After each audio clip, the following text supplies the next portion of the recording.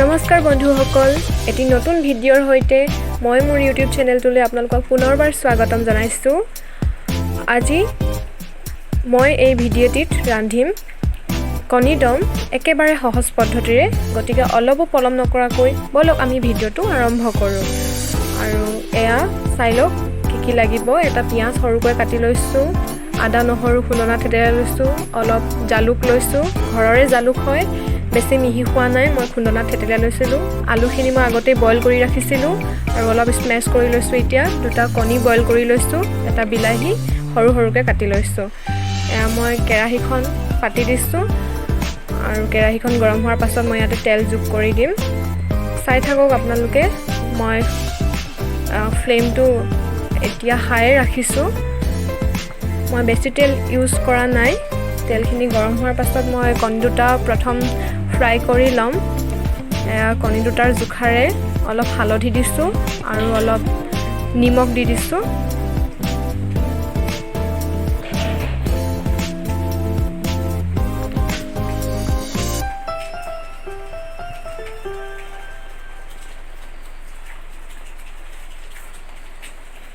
তেলখিনি প্ৰায় গৰম হ'ল আৰু এতিয়া মই এয়া কণী দুটা ফ্ৰাই কৰি ল'ম।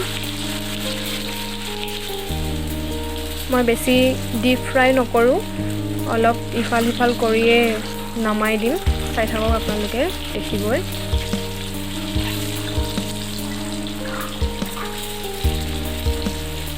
মই এই সকলোবোৰ বস্তু দুজন মানুহৰ হিচাপত লৈছোঁ। আপোনালোকে নিজৰ হিচাপ মতে সকলোবিলাক বস্তু যোগাৰ কৰিব। এয়া কণীকেইটা নমাই মই তেলতে পিঁয়াজখিনি দি দিছোঁ। পিঁয়াজখিনি অলপ সময় সিজিবলৈ দি ইয়াতে মই আদা আৰু নহৰুখিনি যোগ কৰি দিম। এয়া এতিয়া আদা নহৰুৰ কেঁচা গোন্ধটো যোৱালৈকে অলপ সময় মই লৰাই থাকিম এনেদৰে। এতিয়া মই আটাইখিনি আঞ্জাৰ কাৰণে হালধি তেলতে দি দিলোঁ।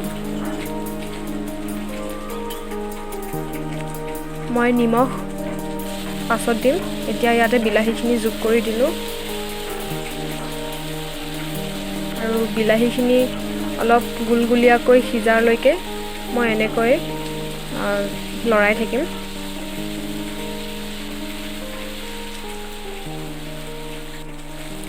এয়া দেখিছে, বিলাহীখিনি প্ৰায় গুলগুলীয়া হৈ উঠিছে।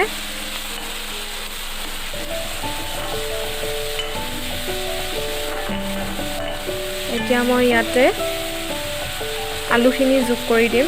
চাই থাকক আপোনালোকে, দেখিব।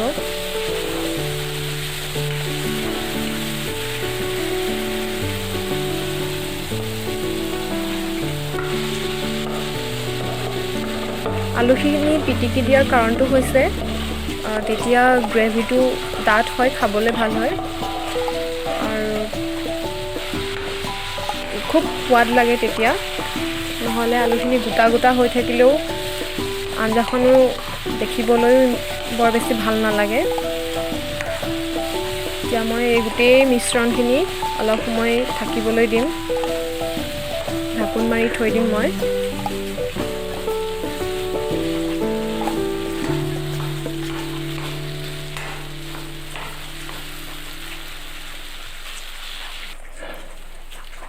এয়া দেখিছে, অলপ সময় ঢাকোন মাৰি ৰাখিছিলোঁ আৰু প্ৰায় এতিয়া কেৰাহীখনত লাগি গৈছে। সেই গতিকে ইয়াত মই অলপ কুহুমীয়া পানী যোগ কৰি দিম।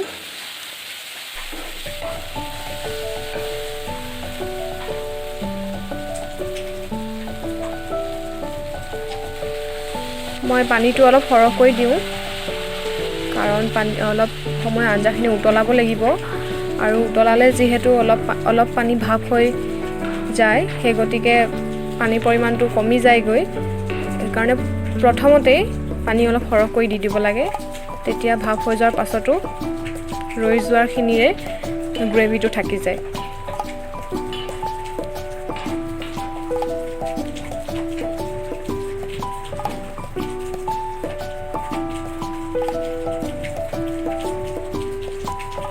এতিয়া মই জালুকখিনিও একেবাৰে যোগ কৰি দিওঁ আৰু লগতে কণীকেইটাও ইয়াতে দি দিম।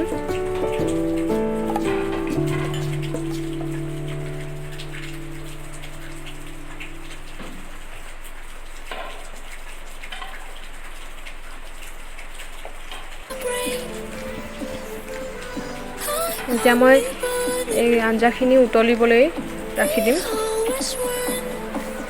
ফ্লেমটো মই ল'ৰ পৰা মিডিয়ামত ৰাখিম। এয়া দেখিছে উতলন আহিছে। এনেদৰে অলপ সময় উতলাই যেতিয়া ডাঠ হৈ উঠিব তেতিয়া এইখিনি সিজিলে বুলি আমি গম পাব পাৰোঁ। আৰু এয়া মই নিমখ দি দিছোঁ আঞ্জাখিনিৰ জোখাৰে।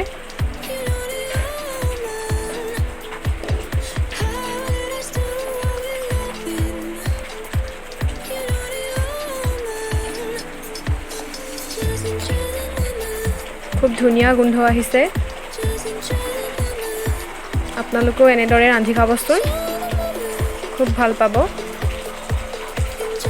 আৰু এনেকুৱা ডাৱৰীয়া বতৰত জালুকীয়া আঞ্জাবিলাক খাই থাকিব লাগে, গাটো যথেষ্ট গৰম কৰি ৰাখে। এয়া ধুনীয়া হৈছে গ্ৰেভিটো, খাবলৈ অতি লোভনীয় হৈ পৰিছে। মোৰ আজিৰ তৰকাৰীখনৰ ফাইনেল এপিয়াৰেঞ্চ আপোনালোকে চাই লওক। বহুত ভাল হৈছিল খাবলৈ। আপোনালোকেও এনেদৰে ৰান্ধি খাব। থেংক ইউ এভৰিৱান ফৰ ৱাচিং মাই ভিডিঅ'। যদি আপোনালোকে মোৰ ভিডিঅ'টো চাই ভাল পালে তেতিয়াহ'লে লাইক কৰিব, কমেণ্ট কৰিব আৰু মোৰ চেনেলটো যদি ছাবস্ক্ৰাইব কৰা নাই তেতিয়াহ'লে ছাবস্ক্ৰাইব কৰি দিব।